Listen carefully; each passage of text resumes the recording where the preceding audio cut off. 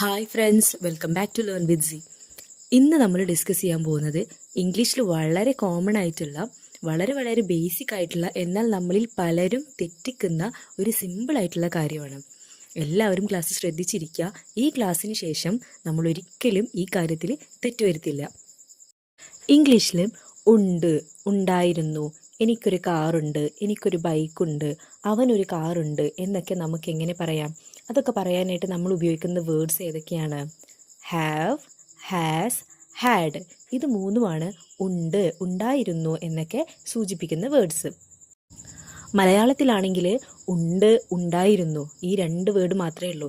എന്നാൽ ഇംഗ്ലീഷിലോ നമ്മളെല്ലാവരും കൺഫ്യൂഷൻ ആക്കാൻ വേണ്ടിയിട്ട് 3 വേർഡ്സ് ഉണ്ട് അല്ലേ? Has, have, had. അപ്പോൾ ഇതൊക്കെ എവിടെയൊക്കെ എങ്ങനെയൊക്കെ വരുമെന്ന് നമുക്ക് നോക്കാം. നമ്മൾ ഇംഗ്ലീഷ് പഠിക്കുമ്പോൾ അല്ലെങ്കിൽ ഇംഗ്ലീഷിൽ ഒരുപാട് വട്ടം യൂസ് ചെയ്യുന്ന സംഗതികളാണ് പ്രോനൗൺസ് എന്ന് പറയുന്നതെന്ന് നമ്മുടെ 2nd ക്ലാസ്സിൽ നമ്മൾ പഠിച്ചിട്ടുണ്ടായിരുന്നു അല്ലേ? അപ്പോൾ ഏതൊക്കെയാണ് ആ pronouns? I, you, they, we, he, she, it. ഇവയൊക്കെയാണ് നമ്മുടെ പ്രോനൗൺസ് അല്ലേ?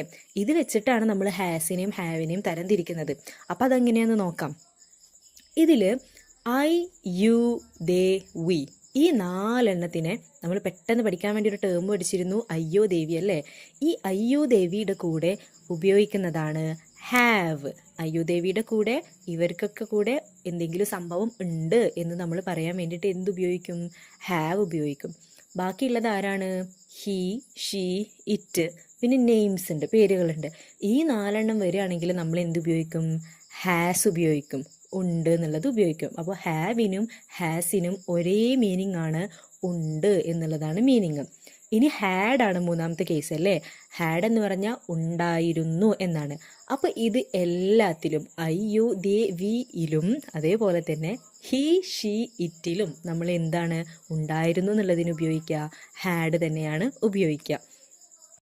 ഇപ്പം എല്ലാവർക്കും ക്ലിയർ ആയല്ലോ? ഐ, യു, ദേ, വി ഇതിൻ്റെ ഒപ്പം ഉണ്ട് എന്നുള്ളതിന് ഉപയോഗിക്കുന്നത് ഹാവ് ആണ്.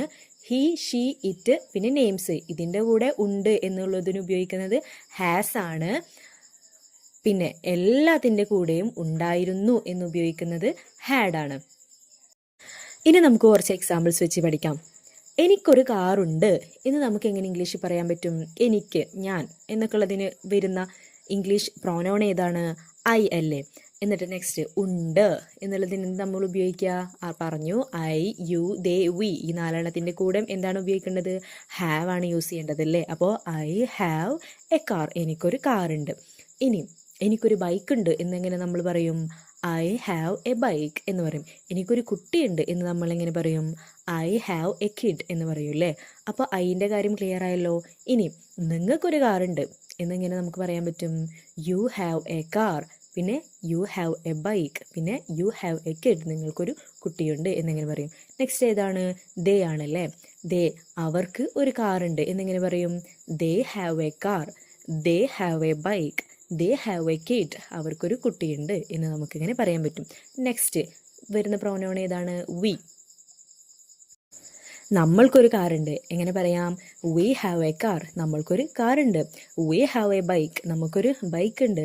വി ഹാവ് എ കിഡ്, നമുക്കൊരു കുട്ടിയുണ്ട് എന്ന് പറയാം. അപ്പോൾ ഹാവിൻ്റെ കാര്യം തീരുമാനമല്ലോ, എല്ലാവരുടെയും കൺഫ്യൂഷൻ മാറിയിട്ടുണ്ടാവുമല്ലോ.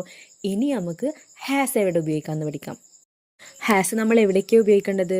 അവൻ്റെ കാര്യം പറയുമ്പോഴും അവളുടെ കാര്യം പറയുമ്പോഴും ഇതിൻ്റെ കാര്യം പറയുമ്പോഴും പിന്നെ പേരുകൾ വെച്ച് പറയുമ്പോഴും നമ്മൾ എന്തുപയോഗിക്കണം? ഹാസ് ഉപയോഗിക്കണം. ഉണ്ട് എന്ന് മീനിങ് വരാൻ ഹാസ് ഉപയോഗിക്കണം അല്ലേ? അപ്പോൾ എക്സാമ്പിൾ നോക്കാം. ഹി ഹാസ് എ കാർ, അവനൊരു കാറുണ്ട്. ഹി ഹാസ് എ ബൈക്ക്, അവനൊരു ബൈക്ക് ഉണ്ട്. ഹി ഹാസ് എ കിഡ്, അവനൊരു കുട്ടിയുണ്ട്. അതുപോലെ ഷീ വെച്ചിട്ട് നമുക്ക് എക്സാമ്പിൾസ് ഉണ്ടാക്കാം. She has a car, she has a bike and she has a kid എന്ന രീതിയിൽ നമുക്ക് എക്സാമ്പിൾ ഉണ്ടാക്കാം. പിന്നെ ഇറ്റ് വെച്ചിട്ട് നമുക്കതുപോലെ എക്സാമ്പിൾസ് ക്രിയേറ്റ് ചെയ്യാൻ പറ്റും. ഇനി നെയിംസ് വെച്ചിട്ട് ജെയിംസ് ഹാസ് എ കാർ, ജെയിംസിന് എന്തുണ്ട്? ഒരു കാറുണ്ട്. പിന്നെ ഷീല ഹാസ് എ ബൈക്ക്, ഷീലക്ക് എന്തുണ്ട്? ഒരു ബൈക്ക് ഉണ്ട്. Then Tom has a kid, ടോമിന് എന്തുണ്ട്? ഒരു കുട്ടിയുണ്ട് എന്ന് നമുക്ക് പറയാൻ പറ്റും. അപ്പോൾ ഹാസിൻ്റെ കാര്യം ക്ലിയർ ആയല്ലോ.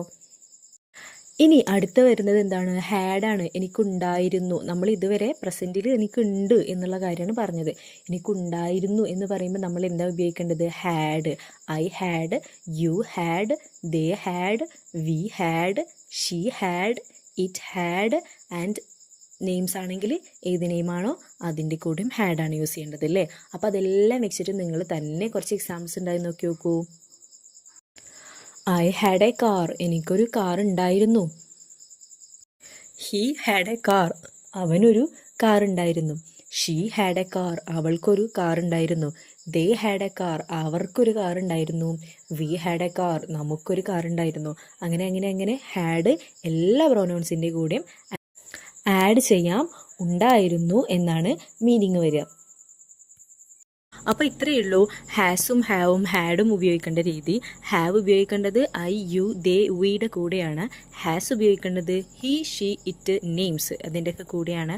ഹാഡ് ഉപയോഗിക്കേണ്ടത് ഇവ എല്ലാത്തിൻ്റെയും കൂടെയാണ് യൂസ് ചെയ്യേണ്ടത്. അപ്പോൾ ഇനി ആരും തെറ്റിക്കില്ലെന്ന് വിചാരിക്കുന്നു. നിങ്ങൾ ചെയ്യേണ്ടത് ഇതൊരു നോട്ട്ബുക്കിൽ എഴുതി വെക്കുക, എന്നിട്ട് നന്നായിട്ട് മനസ്സിരുത്തി ഒന്ന് വായിച്ചു നോക്കുക, നിങ്ങളുടെ ബ്രെയിനിൽ കയറ്റുക, എന്നിട്ട് നിങ്ങളുടെ സംസാരത്തിൽ ഉപയോഗിച്ച് തുടങ്ങാം.